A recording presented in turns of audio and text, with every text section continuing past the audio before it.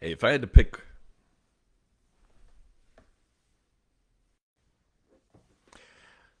hey there, if I had to pick one thing that I've been getting the most questions about this last couple of weeks, it's the FEMA 50% rule. And I got to tell you, there's a lot of misinformation about this out there, and nobody's talking about one option. And I have a theory why, because of course investors want to be able to buy the property at a discount, so they're going to give you their point of view. Real estate agents like me, of course, we'd prefer to list your property and sell it for you.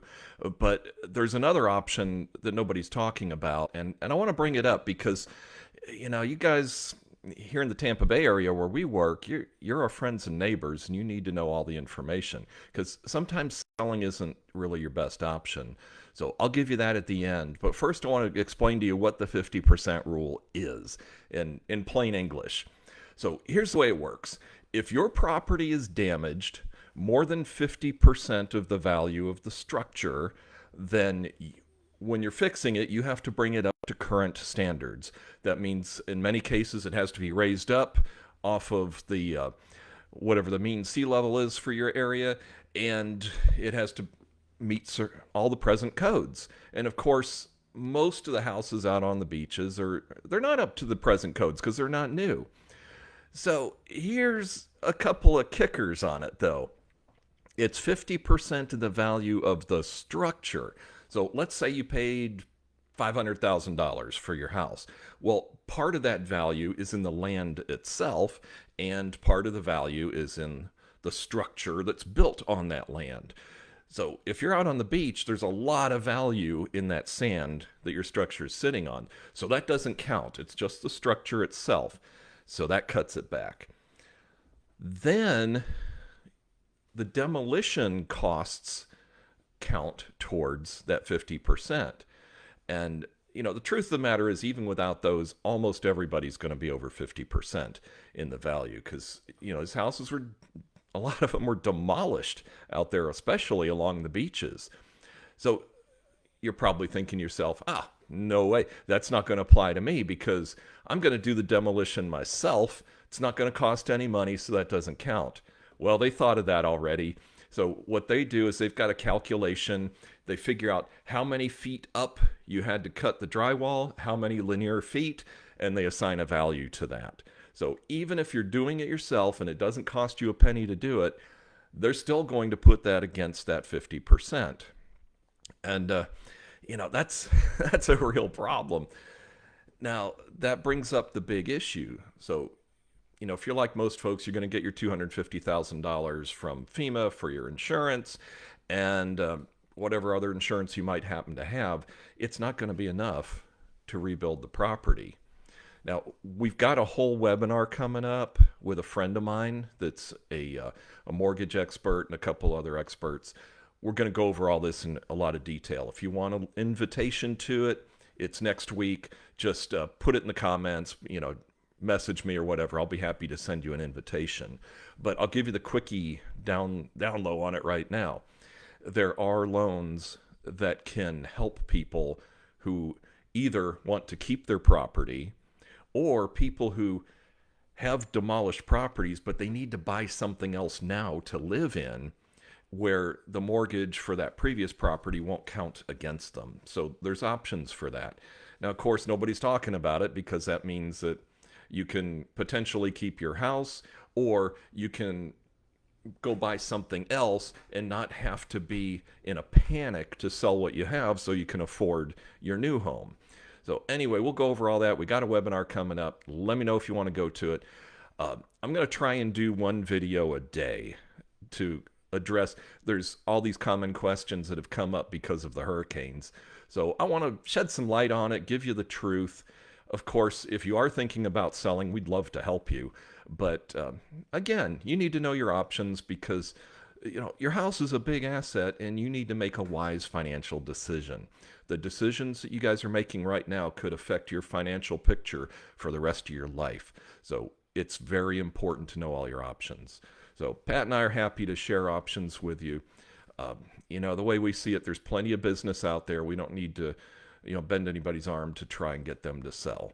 So thanks for watching. I hope this helps you out a little bit. I'm going to try and do a little short video every single day like this and, kind of help to get some information out.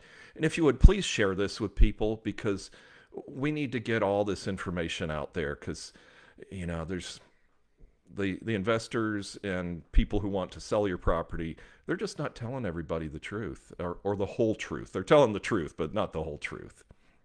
A question just came in. Main question that people have for the 50% rule is what's included in it versus what isn't. That's a really good question, Jeremy. So what's included in the 50% rule is the value of the structure itself. And that the value in that structure itself is set by FEMA. So they're going to come up with their own value. Now, you are allowed to dispute that. You can get your own private appraisal, and I'd recommend you do because what we've seen so far is that the FEMA appraisals do tend to be a little bit on the low side. So but it's the value of the structure itself, not the land, because the land is still there. That the land is unharmed by flooding and hurricanes, unless the whole thing got washed away, like in North Carolina. But the land, and when you're out on the beaches, especially, the land is really the bigger part of the value. The value of the structure itself is the smaller part of the equation when you look at the overall value when you purchase it. So, like I said, I'll just give you an example of one that we talked to just yesterday. The people purchased the house for $500,000. It wasn't right on the water; it was a little bit off, and but the value of the property is worth about $350,000 because of its location. Well, it was just a little house, just an older, plain old Florida house, and the cost to fix that is going to be way over 50% of its value.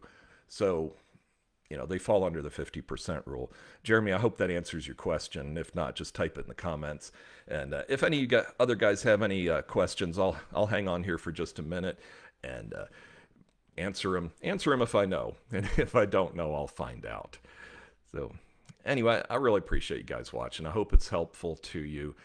There's a lot of people hurting out there and a lot of people under a tremendous amount of stress. So don't make big financial decisions while you're under stress. Make sure you know all of your options and don't let somebody push you into doing something just because it may sound like a fast way out. Because, like I said, you're dealing with a huge asset. And for most people, our homes are our biggest asset. I know it is for Pat and I. So you want to make a wise decision because a bad decision can affect your financial picture for the rest of your life. I'll give you another example too while I'm on here. And I know I'm kind of rambling on, but I hope you're interested in this. There was one person had a house right on the sand, right on the water. And it was demolished, and there were actually investors going around in cars with a suitcase full of money. They have a notary in the car with them. They're writing up the paperwork right on the hood of the car, and they hand you a stack of cash. Well, one person, they caught them. I mean, can you imagine? I mean, I know some of you can, that if you just lost everything and you're standing there, knee deep in mud and sand and debris, I mean, that's pretty distressing. And then some guy rolls up with a suitcase full of money. It sounds pretty appealing. Well, this guy sold his property right on the water for $250,000 cash just because he was stressed out. He didn't know what to do, and he just wanted to get out of it. And I don't blame him. But, that snap decision made under a tremendous amount of pressure and stress, that he probably left about $500,000 on the table. I don't know for sure. We haven't done the research. That's just my gut opinion. But anyway, that's just one example. There's been tons of them. The vultures. I'll tell you, whenever there's a disaster, the scum-sucking, bottom-feeding vultures come out of the woodwork. And they either want you to do one thing, sell it to them at a deep discount, or let them sell it for you. And of course, they earn a commission. Nothing wrong with either one of those, but you need to know about your third option too. So if you want a link to that webinar that I mentioned, that it's going to be a really good webinar with just information. We're not selling anything. It's Kristen Eck from Next Mortgage, and Pat and I, and maybe one other expert too. I don't have it confirmed, but just laying out the options because look, we're all in this together. We're all neighbors. I know Pat and I were affected too. We're very fortunate. Our house is still inhabitable, but look, we're all neighbors. We're all friends here. I've lived in St. Petersburg for 59 years. I've never lived anywhere else in my whole life. So you guys are my friends and neighbors, and you know that you need to know the truth. And again, look, there's plenty of business out there for Pat and I. We don't need to try and make you make a bad decision just to get a listing. So anyway, I hope you're having a good day. And if you got any questions or anything, just let us know. We'll tell you anything you want to know.